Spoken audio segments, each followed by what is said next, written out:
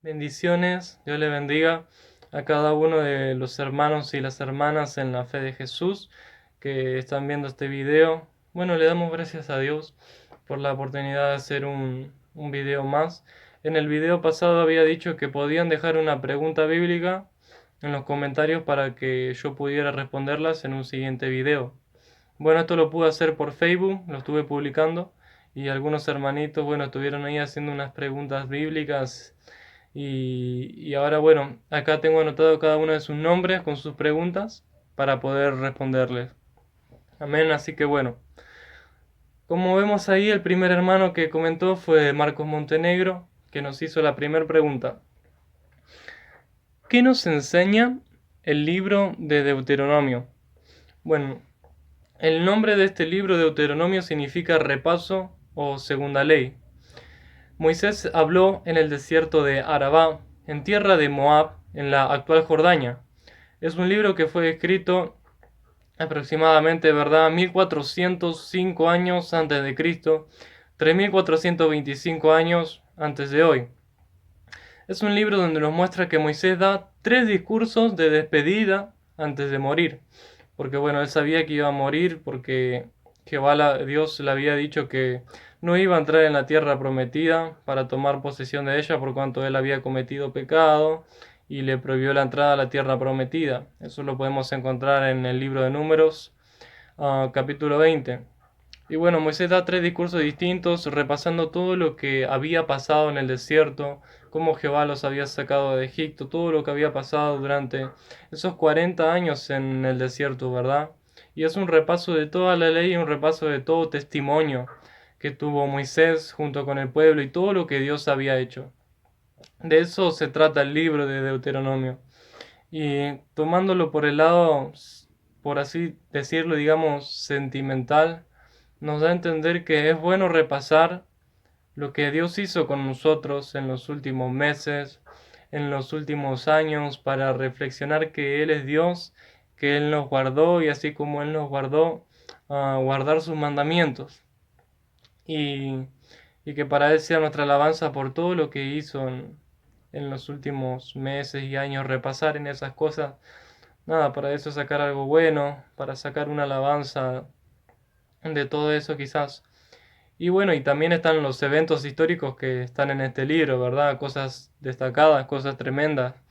En el libro de Deuteronomio nos muestra que Israel venció a un rey que se llamaba Og, que era rey de Basán, que era un hombre que medía aproximadamente como 4 metros, era un gigante, era el último de los gigantes, dice la Biblia, que existieron en tiempos antiguos. Bueno, no tan antiguos, hace miles de años, algunos miles de años, ¿verdad? Dice que su cama medía 9 codos, que son 4 metros y medio, o sea, este hombre medía aproximadamente no menos de 4 metros, si tenía una cama tan grande. Bueno, también nos muestra el gran mandamiento, amarás a Yahweh tu Dios. También nos muestra que Josué es instalado como sucesor de Moisés. Nos muestra el cántico de Moisés en el capítulo 32 de este libro. Es un cántico hermoso, un profético, tremendo. También nos muestra la muerte de Moisés, cómo fue, en qué lugar fue y quién fue quien lo enterró a Moisés. Así que bueno, hermano Marcos, espero que esta información que te di la puedas entender, espero haberla explicado bien, que te sea de bendición, que te sea de enseñanza para la gloria de Dios, esta material, esta información que aprendí, que encontré para la gloria de Dios. Bueno, la segunda pregunta la hizo la hermanita Ariana Chávez, donde dice que hablemos algo sobre el Evangelio de Juan, sobre el libro de Juan. Bueno, si bien esto no es una pregunta, vamos a hablar, como pidió la hermana, sobre el Evangelio de Juan. Bueno, qué decir, es un evangelio muy hermoso, es muy lindo, es muy particular al de todos los demás. Hay 4 evangelios. Por orden bíblico está el de Mateo, Marcos, Lucas y el último es el de Juan. Si no me equivoco, fue el último también que fue escrito. 96 años después del nacimiento de Cristo, aproximadamente, ¿verdad? 1924 años antes del día de hoy. Es un evangelio que, bueno, sabemos que lo escribió Juan el Apóstol hijo de Zebedeo, era un hombre que se dedicó a ser pescador en su vida en el mar de Galilea. Eso era antes, ¿verdad?, de que Jesús lo llamara al ministerio a ser su discípulo, ¿verdad? Y bueno, este evangelio muestra hechos de Jesús que los otros tres evangelios no muestran. Este es el único evangelio donde muestra que Jesús dijo 7 veces yo soy. Igual como yo soy el pan, yo soy la vid, 7 veces diciendo la palabra yo soy. Como asimismo le dijo Jehová a Moisés hablándole en medio del fuego, en esa zarza, en ese desierto, en el Sinaí, dándonos a entender como señal de que Jesús y Dios el Padre son uno, como dice su palabra. Es un evangelio muy hermoso, muy recomendable, donde tiene eventos históricos que los demás evangelios no muestran. Por ejemplo, el evangelio de Juan es el único que muestra que Jesús perdonó a la mujer adúltera en el capítulo 8 y no la condenó. Es el único evangelio donde muestra que Jesús habla con un sacerdote, con Nicodemo. Es el único evangelio donde muestra la resurrección de Lázaro, donde dice que Jesús amaba a Marta y a María, hermanas de Lázaro. Es el único evangelio donde muestra la incredulidad de Tomás y dice cosas específicas. Y no, la verdad que es un evangelio muy bonito, que tiene información espiritual muy tremenda.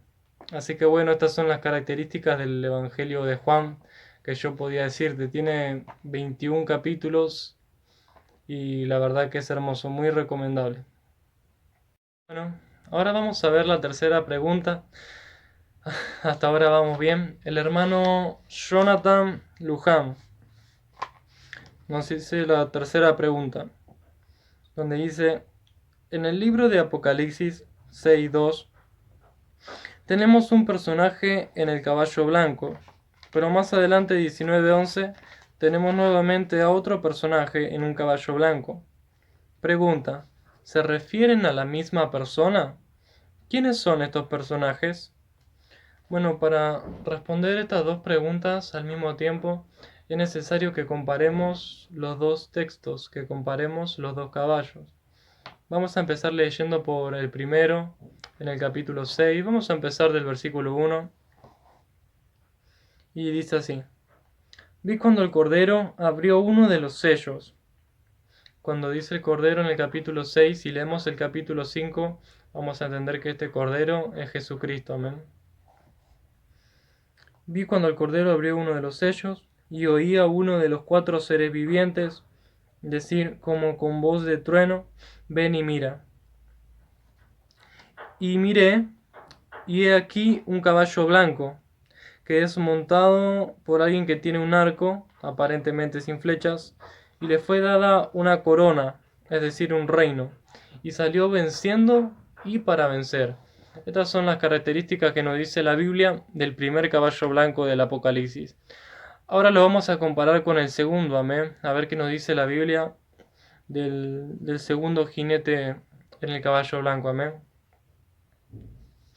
Ahora viendo en 19:11 en adelante vemos que Juan dice acá, vi el cielo abierto y he aquí un caballo blanco. Acá tenemos el segundo caballo blanco. Y el que lo montaba se llamaba Fiel y Verdadero y con justicia juzga y pelea. Wow. Aparentemente este sí está del lado de Dios. Dice, sus ojos eran como llama de fuego y había en su cabeza muchas diademas. Diadema es un símbolo de la realeza. La diadema es un símbolo que representa la dignidad del rey. Ahí como en la traducción que saqué del diccionario, lo estoy poniendo ahí en pantalla. Y tenía un nombre escrito, sigue diciendo la palabra, que ninguno conocía, sino él mismo. Entonces ahora en el versículo 13 vamos a saber la identidad de este jinete blanco que viene en el caballo blanco, porque ahora en el siguiente verso lo dice. Estaba vestido de una ropa teñida en sangre, y su nombre es el Verbo de Dios. ¡Wow! Y el Verbo de Dios es el que en el principio estaba con Dios. Y el Verbo era Dios. Y este Verbo fue hecho carne en el vientre de María, una mujer de Galilea, concebido este verbo hecho carne por el Espíritu Santo de Dios, que al nacer fue llamado Jesús, conforme a la conversación, al mensaje que el ángel Gabriel le entregó a María, que este verbo cuando haya de nacer sería llamado Jesús, porque él salvará, aleluya, a su pueblo de sus pecados. Jesucristo de Nazaret, y Yeshua HaMashiach es este verbo de Dios. Él es el segundo jinete que viene en el caballo blanco, ¿verdad? En Apocalipsis 19:11. El Señor Jesucristo, amén. Así que bueno, y tocante al primer caballo blanco, todas las conclusiones en la palabra y de los que estudian la palabra llegamos siempre, bueno, nos da a entender la misma conclusión, por lo menos dentro de lo que yo conozco, dentro de lo que yo vi y dentro de lo que yo escuché, de que este primer jinete no es Jesús, sino que es el cuerno pequeño que vio Daniel, el hombre de pecado, el anticristo, que viene de blanco aparentando piedad, con un arco aparentemente sin flechas. Esto del arco sin flechas, simbólicamente hablando, lo podemos representar como a que se refiere a que este jinete viene planteando paz, con un plan de desechar municiones nucleares, de desechar todo tipo de armas, todo tipo de armas de guerra para plantear una paz, una supuesta paz que, bueno, sabemos conforme a la Biblia que no será estable, la paz que plantearía, verdad, el anticristo, este primer jinete en el caballo blanco, como nos dice la palabra en 1 de Tesalonicenses capítulo 5, como lo ves ahí en pantalla. Amén. También Proverbios 29:2, como vemos que dice ahí en pantalla, cuando los justos dominan, el pueblo se alegra, pero cuando gobierna el impío, el pueblo gime, es decir, que el pueblo sufre. Y vemos como después de que se manifiesta este primer caballo blanco, todo lo que sigue en los demás sellos, porque el aparecimiento del primer caballo blanco es el primer sello. Después en el resto de los sellos vemos que hay guerras, que hay hambres, que hay muerte. Y si este primer caballo blanco fuera Jesucristo, ¿cómo puede ser que si Jesucristo viene a reinar, luego hay pobreza, hay muerte, hay guerra, hay destrucción, hay desastre? ¿Cómo puede ser? Si la Biblia dice que cuando el justo gobierna, el pueblo se alegra. Pero acá vemos todo lo contrario, es decir, este jinete blanco es el anticristo. Todas las conclusiones y la palabra de Dios nos da a entender que el primer jinete en el caballo blanco es el anticristo y el segundo es Jesús, el que verdaderamente es el primero y el último. Así que bueno, hermano Jonathan Luján, espero que te haya sido de bendición, que hayas aprendido de esta enseñanza y que haya podido responder a tu pregunta, tus dos preguntas. Me había dicho una pregunta más de que si todos son hijos de Dios. Bueno, supongo que te referís a si todos los hombres, todos los seres humanos son hijos de Dios, lo cual te voy a estar respondiendo en el próximo video de preguntas y respuestas. Calculo que sería la semana que viene, para no ser tan largo video y bueno, igual desde ya te respondo que no, no todos los seres humanos del mundo son hijos de Dios.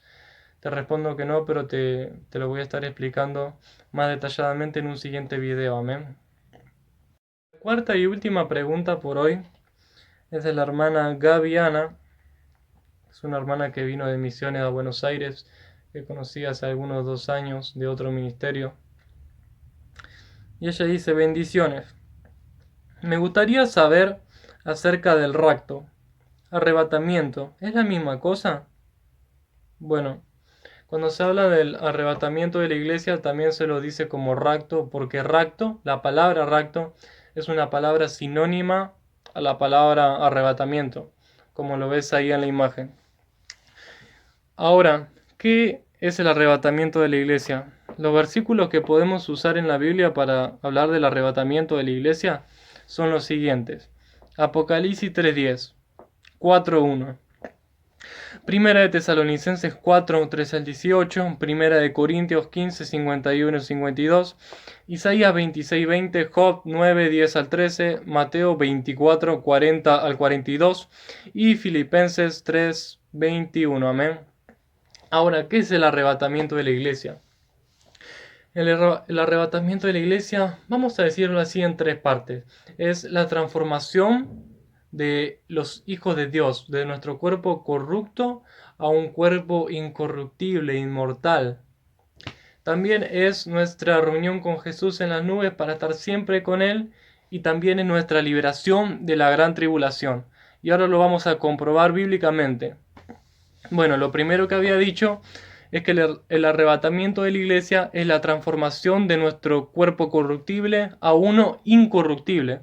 Y esto lo encontramos en la palabra en 1 capítulo 15. Vamos a leer del verso 50 al 52. Qué lindo, ¿verdad? Aprender. Dice así: pero esto digo, hermanos, que la carne y la sangre no pueden heredar el reino de Dios, ni la corrupción hereda la incorrupción. He aquí os digo un misterio: no todos dormiremos, pero todos seremos transformados. Wow, es decir, no todos moriremos. Habrá una última generación de cristianos que no morirá, que no conocerá muerte, sino que directamente será arrebatada. Pero todos seremos transformados en un momento, en un abrir y cerrar de ojos. A la final trompeta, porque se tocará la trompeta, y los muertos serán resucitados incorruptibles, y nosotros seremos transformados. Wow, qué tremendo cómo nos habla del arrebatamiento de la iglesia en esta parte. También, como te decía, hermanita Gaby, es nuestra liberación, es nuestra reunión con Jesús en las nubes para estar siempre con Él. Esto lo encontramos en 1 Tesalonicenses, capítulo 4, verso 17, donde dice: luego nosotros, los que vivimos, los que hayamos quedado, es decir, la generación de cristianos, de hijos de Dios que nunca se va a morir, porque ahí dice los que hayamos quedado, seremos arrebatados juntamente con ellos en las nubes para recibir al Señor en el aire, y así estaremos siempre con el Señor. ¡Wow! ¡Qué lindo! Ese es el arrebatamiento de la iglesia, el cual esperamos, en el cual, verdad, creemos. Y este arrebatamiento también va a ser la liberación de la gran tribulación. ¿Por qué te digo esto? Porque la Biblia dice que no nos puso Dios para ira, sino para alcanzar salvación. Porque no nos ha puesto Dios para ira, sino para alcanzar salvación por medio de nuestro Señor Jesucristo, quien murió por nosotros para que ya sea que velemos o que durmamos, vivamos juntamente con Él. Por lo cual animaos unos a otros y edificaos unos a otros, así como lo hacéis.